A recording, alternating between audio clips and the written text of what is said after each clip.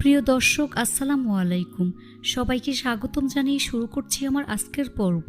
আজকে আমি আপনাদের সুজি দিয়ে দারুণ মজার অনেক বেশি খাস্তা রসালো সুজির খাজানা পিঠা তৈরি করে দেখাবো। কেউ বা এটাকে সুজির মিষ্টিও বলে। নাম যাই হোক না কেন, জিনিস কিন্তু একই। এটা তৈরি করা যেমন সহজ, শুধুমাত্র সুজি, চিনি আর সামান্য ময়দা দিয়ে খুব সহজে এই খাজানা পিঠা তৈরি করে নিতে পারবেন। খাজানা পিঠা তৈরি করে এক সপ্তাহ পর্যন্ত রেখে খেতে পারবেন। তো চলুন রেসিপিটি দেখে নিচ্ছি। সুজির খাজানা পিঠা তৈরি করার জন্য প্রথমে একটি মিক্সার জারে 1.5 কাপ পরিমাণ সুজি নিয়ে নিচ্ছি। এবার ব্লেন্ডার জারে ঢাকনা লাগিয়ে খুব ভালো করে ব্লেন্ড করে গুঁড়া করে নিতে হবে। তো আমি সুজি গুঁড়া করে নিয়েছি, এখন একটি মিক্সিং বলে নিয়ে নিচ্ছি।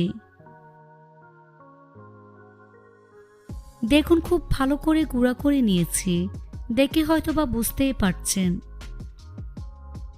এখন এর মধ্যে 1/2 কাপ পরিমাণ ময়দা দিয়ে দিচ্ছি, স্বাদ মতো লবণ অ্যাড করে দিচ্ছি, সাথে 1 চা চামচ পরিমাণ চিনি দিয়ে দিচ্ছি, 2 টেবিল চামচ পরিমাণ ঘি দিয়ে দিচ্ছি। চেষ্টা করবেন ঘিটা ব্যবহার করতে। ঘি সুজির সাথে খুব ভালো করে মিশিয়ে নিতে হবে, কারণ ময়ানটা যত ভালো হবে এই খাজানা পিঠা তত বেশি খাস্তা এবং পারফেক্ট হবে। তাই একটু সময় নিয়ে ময়ান করে নিতে হবে। যখন দেখবেন হাত দিয়ে মুঠ করলে এরকম দলা পেকে যায়, তখন বুঝতে হবে ময়ানটা একেবারে পারফেক্ট হয়েছে, অর্থাৎ ঘি সুজির সাথে খুব ভালো করে মিশে গিয়েছে।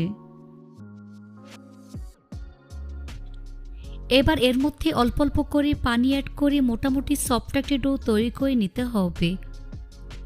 এই ডোটা খুব বেশি শক্ত করে ফেলা যাবে না, আবার নরম করে ফেলা যাবে না, মাঝামাঝি থাকবে।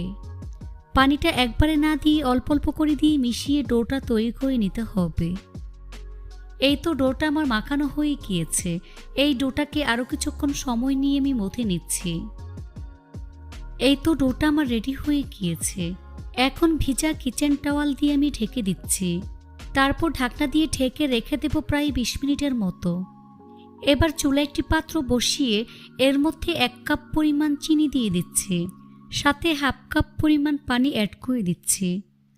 এখন গ্যাস অন করে দিচ্ছি। 3 থেকে 4টি এলাচ দিয়ে দিচ্ছি। এখন চুলার আঁচ মিডিয়ামে রেখে চিনি খুব ভালো করে গলিয়ে পানির সাথে মিশিয়ে নিতে হবে। এভাবে অনবরত নেড়ে চেড়ে চিনি পানির সাথে খুব ভালো করে মিশিয়ে নিচ্ছি। কিছুক্ষণ জাল করে শিরা তৈরি করে নিতে হবে, তবে খুব বেশি ঘন করে ফেলা যাবে না, আবার পাতলা করে ফেলা যাবে না, মিডিয়াম ঘনত্বে রাখতে হবে। যখন শিরা হাতের মধ্যে নিলে এরকম একতারে সৃষ্টি হচ্ছে, তখন বুঝতে হবে শিরাটা রেডি হয়ে গিয়েছে। এ পর্যায়ে 1/2 চা চামচ পরিমাণ লেবুর রস দিয়ে দিচ্ছি, এতে করে শিরা জমাট বেঁধে যাবে না। তারপর লেবুর রস ভালো করে মিশিয়ে নিচ্ছি। এখন চুলা বন্ধ করে এটাকে এক সাইডে রেখে দিচ্ছি, তবে শিরাটাকে খুব বেশি ঠান্ডা করে ফেলা যাবে না, হালকা গরম রাখতে হবে। ফিরে আসলাম 20 মিনিট পর। এখন ঢাকনা সরিয়ে ডোটাকে আরও কিছুক্ষণ সময় নিয়ে আমি মথে নিচ্ছি। ডোটাকে সমান 3 ভাগে ভাগ করে নিচ্ছি। এখান থেকে 1 ভাগ নিয়ে ঠিক এভাবে গোল বলের মতো আমি তৈরি করে নিচ্ছি।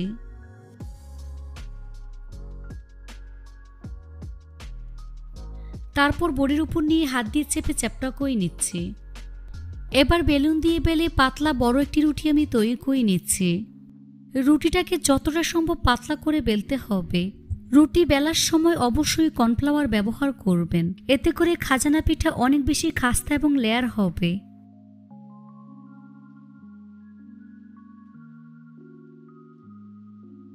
দেখুন ঠিক এরকম পাতলা বড় একটি রুটি আমি তৈরি করে নিয়েছি। রুটির উপর সামান্য পরিমাণ ঘি দিয়ে ছড়িয়ে দিচ্ছি। সব দিক ভালো করে লাগিয়ে নিতে হবে, তবে খুব বেশি দেওয়া যাবে না। হাতের কাছে ঘি না থাকলে না দিলেও চলবে। এবার রুটির উপর বেশি করে কর্নফ্লাওয়ার ছিটিয়ে দিচ্ছি। এখানে কিন্তু কর্নফ্লাওয়ারটা একটু বেশি করে দিতে হবে, এতে করে খাজানা পিঠা অনেক বেশি লেয়ার এবং খাস্তা হবে। এবার এক সাইড থেকে এভাবে টাইট করে রোল করে নিচ্ছি। দেখে হয়তোবা বুঝতেই পারছেন।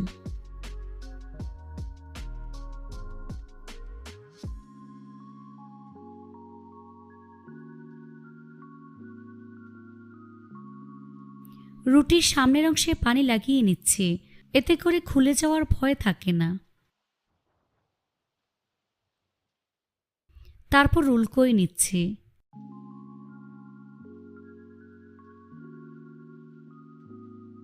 এবার হাত দিয়ে বেলে সব দিক সমান করে নিচ্ছি। সাইডের বাড়তি অংশ কেটে সমান করে নিচ্ছি।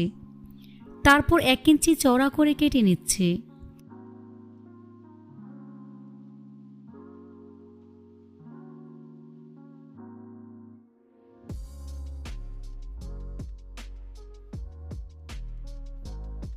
তো আমি সবগুলো কেটে নিয়েছি। এখন একটি লেচি দেখিয়ে দিচ্ছি ভিতরে ঠিক কতটা লেয়ার হয়েছে। এখান থেকে একটি লেচি নিয়ে হাত দিয়ে আলতোভাবে চেপে চ্যাপটা করে নিচ্ছি। উপরে কর্নফ্লাওয়ার ছিটিয়ে বেলুন দিয়ে হালকা হাতে বেলে নিচ্ছি। তবে খুব বেশি পাতলা করে ফেলা যাবে না, আবার অনেক বেশি মোটা রাখা যাবে না। দেখুন একটি খাজানা পিঠা আমি তৈরি করে নিয়েছি। একইভাবে আরেকটি বেলে আপনাদের দেখিয়ে দিচ্ছি।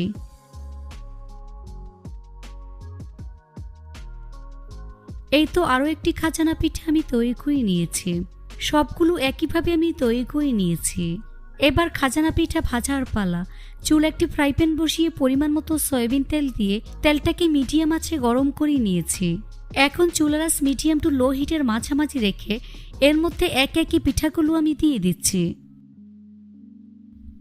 চুলার আঁচ মিডিয়াম টু লো হিটের মাঝামাঝি রেখে এগুলোকে সময় নিয়ে ভাজতে হবে।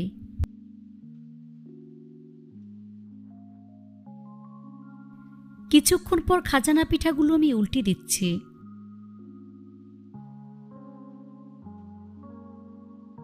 এভাবে কিছুক্ষণ পর পর উল্টে পাল্টে একটু সময় নিয়ে গোল্ডেন ব্রাউন কালার এবং ক্রিস্পি করে ভেজে নিতে হবে।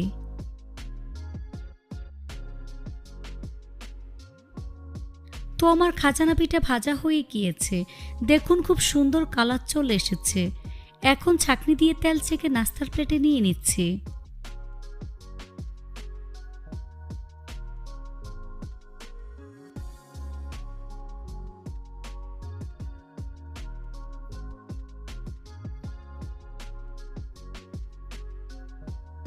দেখুন সবগুলো খাজানা পিঠা আমি ভেজে নিয়েছি।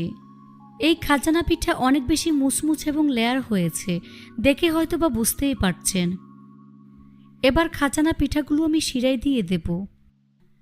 এই খাজানা পিঠা শিরার মধ্যে একসাথে বেশি করে দেওয়া যাবে না, তাহলে ভেঙে যাবে। হালকা গরম শিরার মধ্যে একে একে খাজানা পিঠাগুলো আমি দিয়ে দিচ্ছি। এখানে শিরাটা কিন্তু হালকা কুসুম গরম আছে, ঠান্ডা শিরায় পিঠাগুলো দেওয়া যাবে না। তারপর উল্টে পাল্টে শিরা খুব ভালো করে লাগিয়ে নিচ্ছি।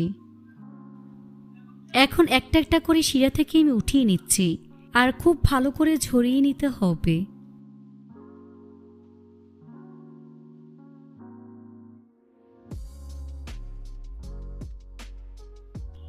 বাকি খাজানা পিঠাগুলোকে একইভাবে শিরার মধ্যে আমি দিয়ে দিচ্ছি। তারপর উঠিয়ে নিতে হবে। তো সবগুলো খাজানা পিঠায় শিরা লাগিয়ে নিয়েছি। দেখুন দেখতে মাশাআল্লাহ কতটা সুন্দর এবং কতটা লোভনীয় হয়েছে। খেতে কিন্তু অনেক বেশি মজার হয়েছে। এখন ভেঙে দেখিয়ে দিচ্ছি ভিতরটা কতটা পারফেক্ট হয়েছে।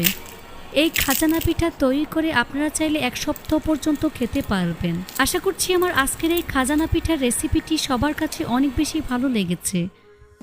রেসিপিটি ভালো লাগলে অবশ্যই একটি লাইক দিয়ে দিবেন।